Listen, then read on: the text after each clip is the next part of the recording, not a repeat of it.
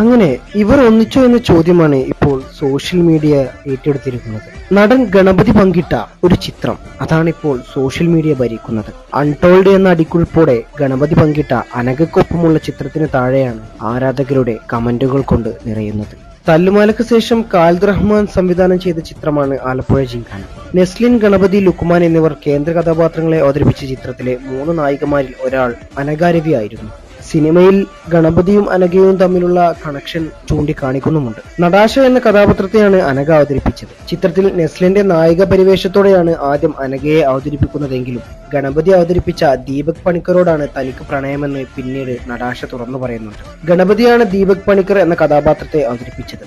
ഇപ്പോഴിതാ അനഘയും ഗണപതിയും ഒന്നിച്ചുള്ള ഒരു ചിത്രമാണ് ആരാധകർ ഏറ്റെടുത്തിരിക്കുന്നത്. അൺടോൾഡ് എന്ന അടിക്കുറിപ്പോടെ ഗണപതിയാണ് ചിത്രം പങ്കിട്ടിരിക്കുന്നത്.